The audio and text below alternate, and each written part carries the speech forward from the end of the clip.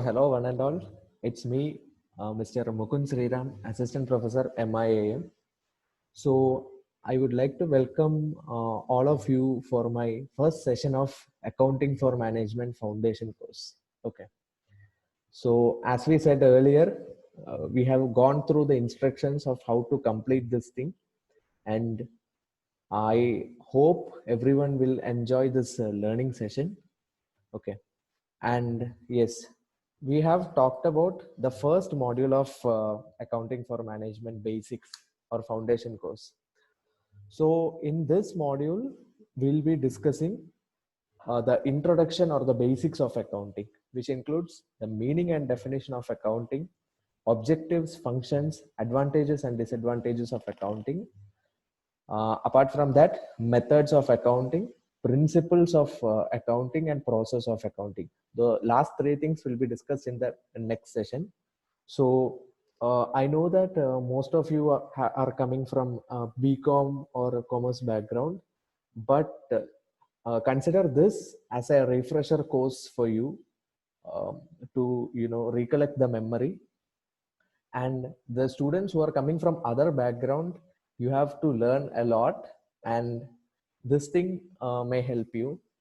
Apart from this, if you have any difficulties to learn accounting, please message me. We can have further more sessions. Okay. So that's all. So we'll start off. So when it comes to accounting, what can you understand? It is basically recording something. No. So basically, in accounting, we are basically preparing accounts. Accounts means the report or description of some events. And the accounting means the process of maintaining accounts. Okay. The process of maintaining accounts is known as accounting. So there is a formal definition for accounting. Okay. And that is accounting is an art of recording, classifying, and summarizing in a significant manner and in terms of money the transactions and events which are in part at least of a financial character and interpreting the result thereof. Basically, this accounting definition talks about the process of accounting. So the things that you should remember is recording something, classifying it, summarizing it in a significant manner means there is a proper format, and only those things which can be measured in terms of money, they are recorded. Okay. Like it can be recorded for a particular period of time, that is financial character. Financial character in the sense people are recording all those things which can be defined in terms of money for a particular period of time, say 1 year or 6 months, and for what? Interpreting the results. Okay. So accounting talks about recording, classifying, summarizing, and interpreting the financial things of an organization. Okay. And there are two things before accounting. First one is bookkeeping. Bookkeeping is basically a clerical job. It is only recording some transactions, but accounting means bookkeeping plus analysis and interpretation of data. Bookkeeping people will be accountants because they are not interpreting the information. But when it comes to accounting, what happens means this information is used by top level management for decision making. So accounting means recording something to communicating the results. Okay. So when it comes to the objectives of accounting, basically to maintain the records of business. So since all people may not have memory and we have n number of transactions in our business, so to maintain the records of business, accounting helps. And to calculate profit or loss, obviously the main objective of a company is to make profit now. So after accounting only, they come to know what is the situation. And for that purpose, what are we preparing? To calculate profit or loss? Trading and profit and loss account. Simple. And to depict the financial position of a company, financial position means the asset and liabilities, which are equal. What is that? The statement is known as balance sheet. To make information available for the stakeholders. And after accounting, all the information will be given to the stakeholders. Who are these stakeholders actually? Stakeholders are the people um, whom the company information is required for these stakeholders. It may be management, investors, government, media, creditors, and all these people needs the company information for their own interpretation. For example, I am an investor in TCS, so I would like to know the final accounts and what is the situation going inside this TCS. So to make available the information for all the stakeholders and to facilitate rational decision making. So if we have something in terms of money, or if profit and loss is going down, the management can make decisions so as to improve the efficiency of the company. Fine. And these are the functions of accounting. Functions in the sense, the process, we can say, if you say it as the process: recording transactions, ascertainment of profit and loss and financial position of a company through final accounts. Final accounts means two things: trading profit and loss account and balance sheet. We'll learn them later. Then interpreting the results, and this is to fulfill the legal requirements based on the Companies Act and other rules provided by the Statutory of India. Okay. And communicating the results to communicate whether the company is making profit or loss. So functions of accounting in the sense: recording of transactions, ascertainment of profit and loss, interpreting the results to fulfill legal requirements, and communicating the results. Right? And when it comes to the advantages and limitations of accounting, we'll see the advantages first. Maintenance of business records. It is to keep something as an evidence. Okay. And replacement of memory, because if we are doing some systematic accounting works, it replaces our memory and we have something in our hands often. And preparation of financial statements in the sense: trading profit and loss and balance sheet, to find out whether a company is making profit or loss and the financial position of the company. Comparison of results. What is comparison of results? So if we have the data of more than 1 year or 2 years, it helps in comparing the results, right? And valuation of business. Valuation of business is nothing but to understand the financial position of the business.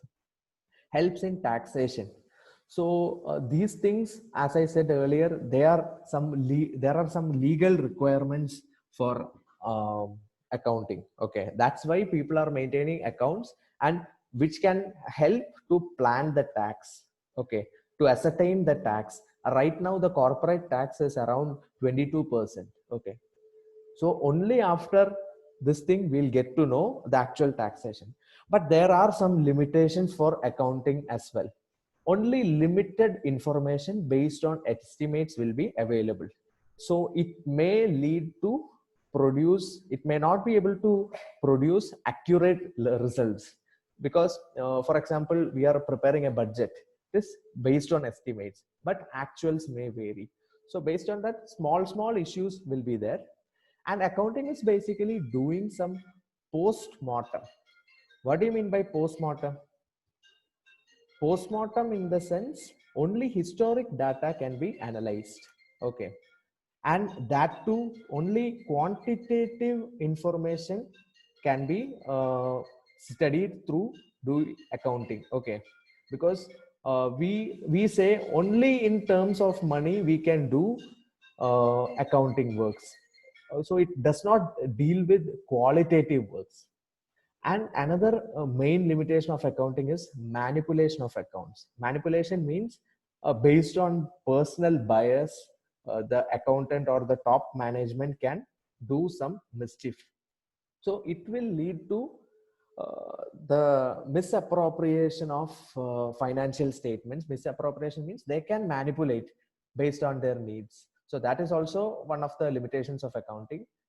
And last one is recording fixed assets at the original or historic cost. So the next session we'll be studying historical cost principle. But I'll give you an outline. Historical cost principle means We are buying a land in the year 1995 for 5 lakh rupees. We are recording it in 5 lakh, okay, 5 lakh rupees at the amount we paid. But actually what happens after 20 years, the price of the land may increase, right? So but we are not taking care of that. We are recording the things only at historical cost. So that also may lead to some reduced accurate results. So these are the advantages and limitations of accounting. I think you are able to follow, right? If you have any issues, please let me know. Yes, and this is the basic thing. Okay, and I know that the students who are coming from commerce backgrounds may find these things easy, but other people who are studying accounting for the first time, uh, they should know these things. No, there are some general terminologies in accounting. They are very basic. So if you see this diagram, what can you understand? I have classified something. No, what are you seeing in the first circle? The first image can be furniture. Second one, what? It is a truck. And third one, buildings, right? Furniture, truck, and buildings. What are the same characteristics that they share? Furniture, building, and trucks of a company can be considered as what? They are assets, right? Assets, or again, we can say it can be fixed assets. And what is the second one?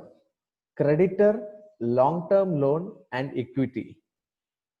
Generally, we can say these things are liabilities. So the first circle talks about assets and second one, liabilities. Okay. And you are seeing other things, sales, right? And these things are some of the terms, and we'll study these terms in detail. So first one, assets. So it is nothing but any property or investments which can be converted to cash. Assets are also again reclassified or further classified into fixed assets, current assets, tangible and intangible assets. Fixed asset means they are invested for long term, greater than 1 year. So in the previous image, we saw trucks, buildings, and machinery, all those things. They are fixed assets. Okay. And current asset means they are invested for the short term. Short term can be defined as lesser than 1 year. It includes investments, debtors, expense prepaid, and stock. Okay. We'll study what are debtors, what are creditors, all the things in detail. And again, tangible and intangible assets. Tangible assets means which are visible and which can be touched or seen. Okay. For example, land and building, plant and machinery, the vehicle. Okay. And intangible asset means they are assets of a company, but they cannot be seen or touched. It includes goodwill, patent, copyright, etc. Fine. So assets are some investments which can be converted to cash. They are fixed assets and current assets, also tangible and intangible assets. So when it comes to liabilities means the company or ourselves, we have to pay. Okay, liability. Amount payable to the provider of goods and services and those who provide capital to the business. It can be classified into two: long-term liabilities and short-term liabilities. Same way, long-term liabilities means more than 1 year. Short-term liabilities means less than 1 year. Long-term liabilities includes long-term loans, equity share capital, preference share capital, debentures, etc., which are needed to be repayable only after 1 year, okay, or for long 10 years or something.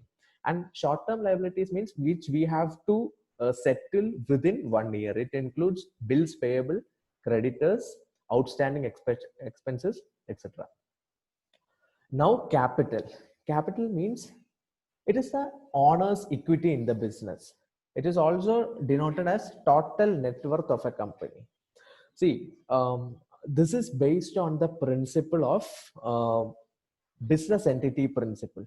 We'll study the principles, but I'll tell you, business entity concept talks about business and businessmen are two separate people. Okay, that's why the businessman or the owner, if they pay money to the business, it is considered as giving loan to the business. And capital is the term used for that.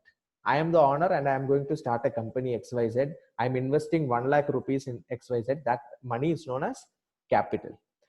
And next one is revenue. As you all know, revenue is earned through sales and investment. And when it comes to expense, there are two expenses: direct expense and indirect expense. In simple terms, direct expenses means the amount which is incurred to manufacture a product. Those expenses revolve around the factory. Okay, for example, power, fuel, then electricity, all those things. And indirect expense means after manufacturing a product, you are taking that product and giving to customers. In that process, what are the expenses incurred? They are known as indirect expense. Then obviously profit or loss. Profit means total revenue is greater than expense, and loss means total expense is greater than revenue. Then two things: creditors and debtors. Creditors are the people to whom the business owes. Okay, see, I am a company XYZ. I have purchased uh, machinery from ABC for 10 lakh rupees. I have not paid. Okay, so I need to pay. They are creditors.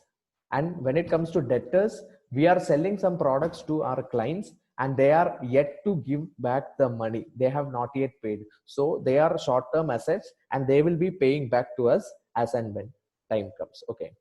And ninth one, drawings. We have said the principle of business and entity concept, like business and businessmen are two people. Okay. So I have invested 1 lakh into my company and I am taking 10,000 rupees for my personal use. That is known as drawings. But I owe the company that money since we are following the business entity concept or dual entity concept. So it is the amount withdrawn from business by owners for the personal use. It can be like withdrawing cash or withdrawing goods. Then bookkeeping. In the first slide, we saw the differences between bookkeeping and accounting. Bookkeeping is merely recording transactions which can be done by any accountant, but accounting is more than that because it includes recording as well as interpreting all those data and communicating to all the stakeholders. And account. So if you hear the word account, you should understand that T format, right?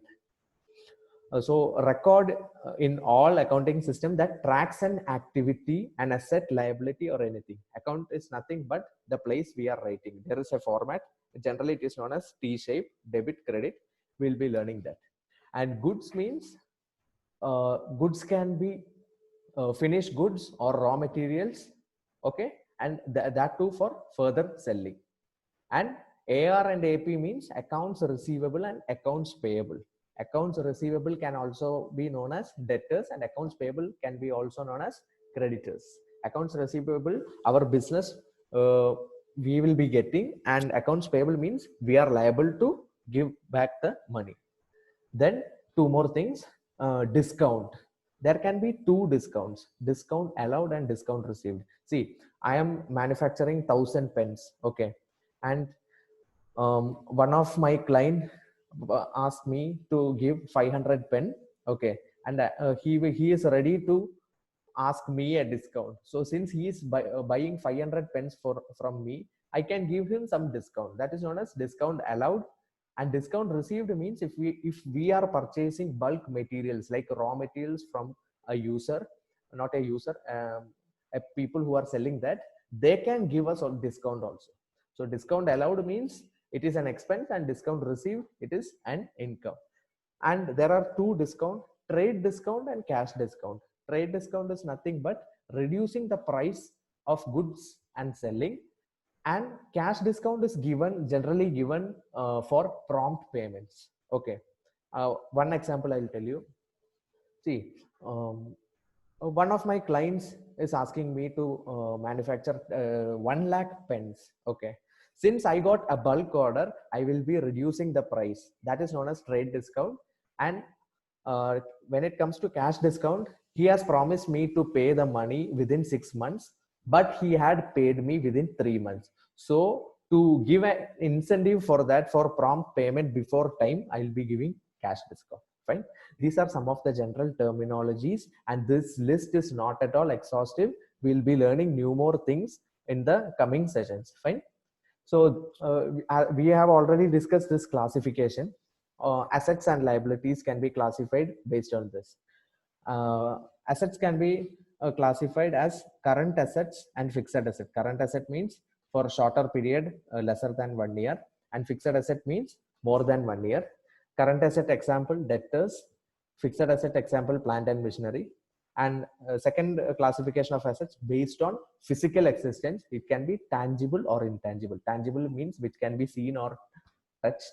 Okay. Example, plant and machinery. Intangible means they are assets, but we cannot see them.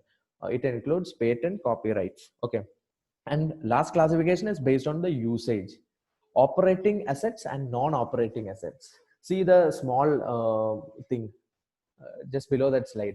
Operating assets are required for day-to-day running of business. It includes cash, stock, building, machinery, etc. It is required for day-to-day production. And non-operating assets means it is not required for the daily operation, but it can be considered as some investments. It includes marketable securities and short-term investments, vacant land, all those things. Right? And when it comes to liabilities, current liabilities, long-term liabilities, and contingent liabilities. Current liabilities means accounts payable, interest payable, tax payable, accrued income, short-term loan. These things should be, we have to pay within 1 year. So in that list, I think accrued income is only the doubt you may arise. Okay. Accrued income is nothing but income received in advance. Okay. We are supposed to get the income by next month, but we have already received it this month. So it will be considered as current liability. Fine. And when it comes to long-term liabilities, bonds payable, long-term loans, deferred tax is nothing but we are not paying for this year. We are postponing the payment of tax next year, and share capital. These are long-term liabilities. And contingent liabilities means based on some conditions. Okay, it may or may not happen. So lawsuit and warranties, we may set aside some provisions or some money apart for lawsuit, is to give fees to the advocate and all those things. Then warranties.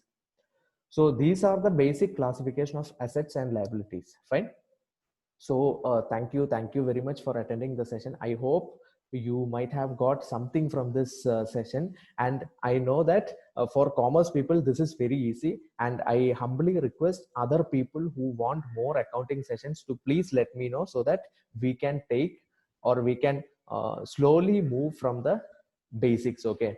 And it is very easy. Accounting is not at all a tough subject, and it is very easy. Okay, if you are understanding from the basics. And this accounting paper only talks about logic, and I assure you that you people 100 120 or 180 of you will be passing the exam. It is not at all a big deal. So thank you very much for the session. And now what you are going to do is, you have small 2 assignments below. You can find out in the Moodle itself, and you are required to complete that. You'll be having 10 MCQ questions. Please don't copy, and one small assignment.